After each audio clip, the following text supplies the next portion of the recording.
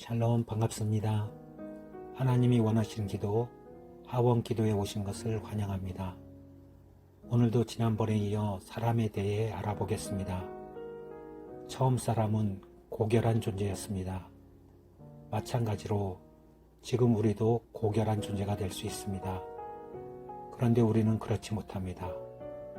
왜 그렇게 되었는지 이번 영상에서 다루어 보려고 합니다. 이번에도 질문을 먼저 하겠습니다. 당신은 완벽한 존재입니까? 거의 모든 사람이 완벽하지 않다고 답할 것입니다. 하나님은 사람을 완벽한 존재, 영원하고 완전하여 권세를 누릴 수 있는 존재로 만드셨는데 지금은 모든 사람이 그렇지 않다라고 답합니다. 왜 이런 일이 일어났을까요? 그 이유를 알려면 창세기 3장 말씀을 알아야 합니다. 창세기 3장은 죄 없던 사람이 죄로 덮이게 되는 사건을 이야기합니다. 사람은 원래 죄가 자라도록 만들어지지 않았습니다. 사람은 하나님의 형상으로 만들어졌습니다. 다만 외부에서 시험에 올 때 사람은 어떻게 행동할지 결정할 수 있는 완벽한 자유의지를 가지고 있었습니다. 사람은 완전한 순종의 길을 갈 수도 있었고 불순종의 길을 걸을 수도 있는 완전한 자유를 가지고 있었던 것입니다. 이 자유의지는 하나님의 놀라운 선물이며 하나님의 사랑입니다. 사람은 하나님께 순종할 때 완벽한 삶을 살 수 있었던 것입니다. 하나님은 결코 죄를 만들어내신 분이 아니십니다. 야고보서 1장 13절로 15절에는 이렇게 가르칩니다. 사람이 시험을 받을 때에 내가 하나님께 시험을 받는다 하지 말지니 하나님은 악에게 시험을 받지도 아니하시고 친히 아무도 시험을 하지 아니하시느니라. 오직 각 사람이 시험을 받는 것은 자기 욕심에 끌려 미혹됨이니 욕심이 잉태한 즉 죄를 낳고 죄가 장성한 즉 사망을 낳느니라. 죄는 하나님께서 부여하신 것이 아니라 사람의 욕심에 따라 생겨난 것입니다. 욕심이 잉태하여 죄가 되고 죄가 장성하여 사망에 이르게 되는 것입니다. 하나님께서는 생명의 언약을 순종하도록 미리 말씀해 주셨고 에덴 동산에서 부족함 없이 살 수 있도록 하셨습니다. 그리고 하나님의 말씀에 순종할 수 있는 자유의지도 주셨습니다. 그럼에도 불구하고 사람은 불순종의 길을 갔습니다. 죄는 하나님의 말씀을 어기고 온전히 순종하지 않는 것입니다.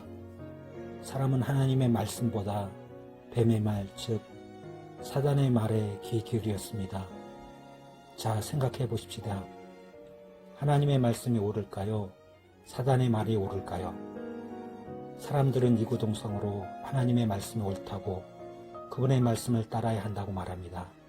그러나 실상은 그렇지 않습니다. 거짓된 사탄의 말에 더 귀를 기울입니다. 창세기 3장 3절로 4절 말씀에 동산 중앙에 있는 나무의 열매는 하나님의 말씀에 너희는 먹지도 말고 만지도 말라 너희가 죽을까 하노라 하셨느니라. 뱀이 여자에게 이르되 너희가 결코 죽지 아니하리라. 하와는 하나님의 말씀에 순종하지 않고 뱀의 말에 순종합니다. 진실의 말에 순종하는 것이 아니라 거짓의 말에 순종한 것입니다. 사단의 말에 순종함으로 의외의 결과가 오게 됩니다. 우리는 여기서 사단의 속성을 알아봐야 합니다. 요한복음 8장 44절에 너희는 너희 아비 마귀에게서 났으니 너희 아비의 욕심대로 너희도 행하고자 하느니라.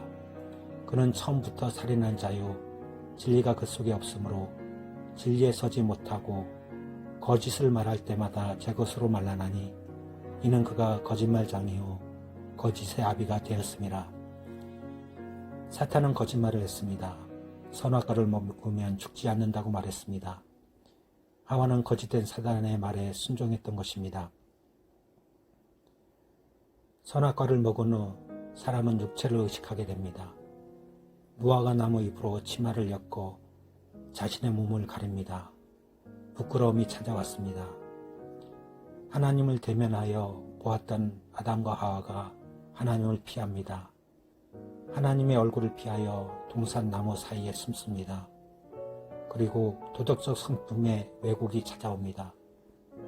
돕는 배필로 만들었는데 서로 탓합니다. 아담은 하와를 탓합니다. 하와는 뱀을 탓합니다. 자연과의 새로운 관계가 형성됩니다. 남자는 땀 흘려 수고하여야 먹을 것을 얻습니다. 여자는 해산하는 고통을 가져야 하는 상황이 되었습니다. 결국은 육체적으로 죽을 수밖에 없는 존재가 되었습니다.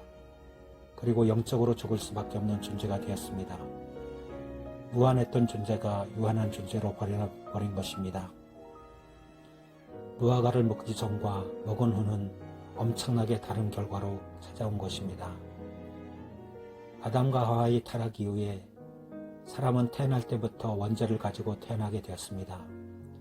원죄로 인해 사람은 옳은 것을 상실하게 되었고 죄로 향하여 적극적으로 나아가며 온갖 비참함을 경험하게 되었습니다.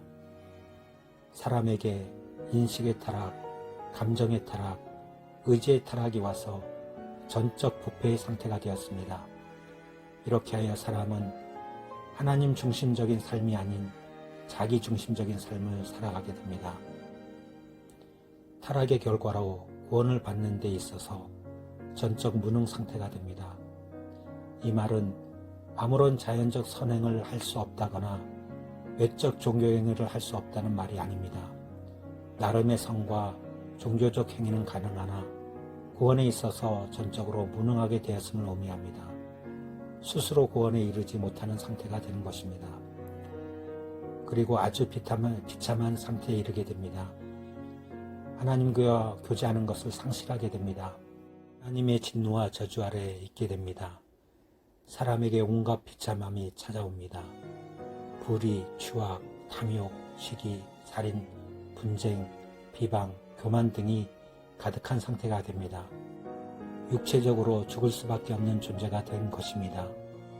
결국에는 영원한 형벌인 지옥에 이르는 영적 죽음에까지 이르게 되었습니다. 그럼 사람은 이 상태로 죽어가는 것일까요? 이런 상태로 끝나버리는 것일까요? 그럴 수도 있고 그렇지 않을 수도 있습니다. 다음 시간에는 사람이 어떻게 회복될 수 있는지 살펴보도록 하겠습니다. 기도하겠습니다. 사람을 만드신 하나님, 사람을 통해 영광 받으시길 원하시는 하나님, 우리의 온 마음으로 주님을 찬양합니다. 우리의 찬양을 받아 주옵소서.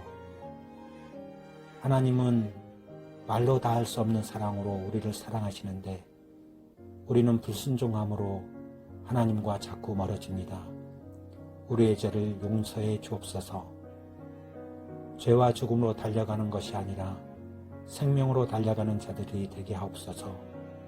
죄를 미워하고 죄는 모양이라도 버리는 저희들 되게 하옵소서. 하나님과 온전한 관계를 이루어 천국 소망 갖게 하옵소서.